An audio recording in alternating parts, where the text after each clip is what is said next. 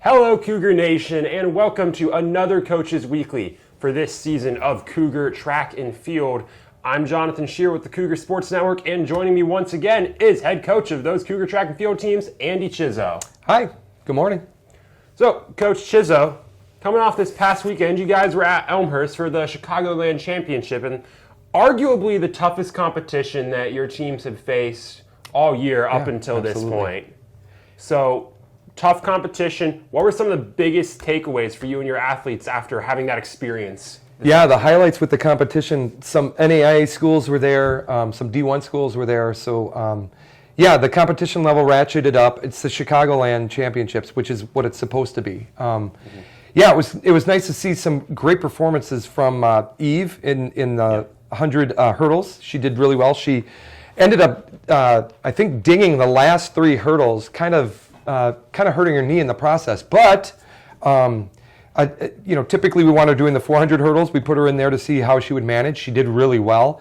Just got nicked out of finals for that. But that's, again, when you're doing these kind of competitions, that's what you want to see is somebody coming up to the forefront and doing well in those kind of situations. So these meets tend to be very large. They tend to take all day in the typical span. So there's a lot of downtime for a lot of the sprinters throughout the day. So how we manage them in between, in terms of when to snack, time's the best time to have a sandwich or take half a sandwich, that kind of stuff becomes pretty crucial towards the end of the meet when it's starting to get, 9 o'clock, which is the best time to run the 4x4, if you ask me, especially on a twilight meet.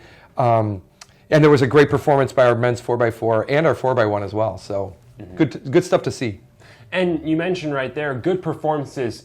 I mean, it's that early point of the year. The meets right now, they're competition, but at the end of the day, the focus, like you've talked about so many times this year, is on the individual performances from the team, and that still stayed consistent. This last meet, 22 PRs out of the athletes again this week. Just that continuation, that gradual improvement. Yeah, it's great to see. It just means that we're being consistent on our coaching end, we're being consistent on the training end, and we're being consistent on the execution. And that's all we want to see as we continue to keep going. We know with our freshmen, these PRs are going to start to plateau, and that's where the training becomes more crucial, and the focused training becomes more crucial. Not coming in and just going through the motions just to go through the motions. It's like, what are we critically going to look at in terms of what we're going to practice with today, and how do we make that better in the overall use of how you're going to be conducting your event that day? So, yeah. Absolutely. And so that gradual performance over last week's, probably looking to continue that into this next weekend. You guys are headed back to Olivet Nazarene University, this time for an outdoor competition, though. And it's a meet that will close out that sort of first half of the outdoor season for the athletes as well. What are your targets for the athletes to hit at this point of the season? It's kind of the same thing. We want to make sure that we're still progressing the way we want to progress. ONU is going to be a very big meet as well. I don't know what it is. Maybe it's just this spring. All of these last couple meets we've been to have been overly huge.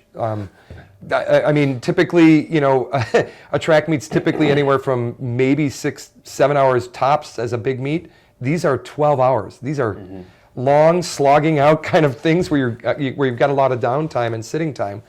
But during these meets as well, it's just, we go with the weather. It looks to be really good on Saturday. This meet, I haven't gotten a schedule yet. We're not sure whether the throws are going to be on Friday or certain throws will be on Friday to help alleviate the field sizes on Saturday. And I know with ONU, the javelin, in particular, the javelin throw goes over the shot put area, which is wso this kind of becomes a kerfuffle a little bit going into Saturday and trying to keep that timing down as to when we want to leave. So, so there's a lot of kind of moving parts going on into Friday or Saturday. But again, being an athlete, you got to roll with the punches and see which way the coach wants you to go sometimes. You might not be able to do a certain event because one event rolled into that other one, which is kind of unique with track. So if that happens, we'll work on that and we'll see how it plays out throughout the day. It's going to be another long day on Saturday either way. So I don't know if that exactly answered your question. That does. That is. I mean, it makes sense. That's your target. You've talked about it a lot. That's your target for a lot of these earlier meets in the year, that halfway point. But you're reaching that halfway point now, and you have those sort of gradual improvements. But as you kind of look ahead, conference championship, what do you think are some of the strengths coming out of this team heading that? Oh, absolutely. The men's young sprint squad, they are hungry. They are talking about the 4x1 all the time. Yep. The 4x4 would be an interesting challenge for them as well. But they're really hungry. They want to really produce. They've been executing really well up until now. I can't wait to see what they'll do at conference. But again, that's a little bit further down the line than I want to look, just because of injuries can happen at any time. We'll just take it day by day, week by week, and hopefully get there in a good position to do some damage.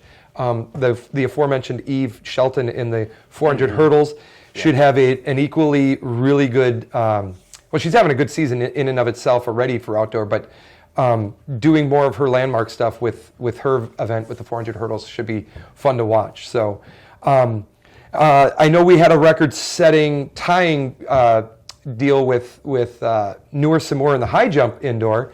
Outdoor record is a little higher, so the pressure is on her a little bit more to try and achieve that height.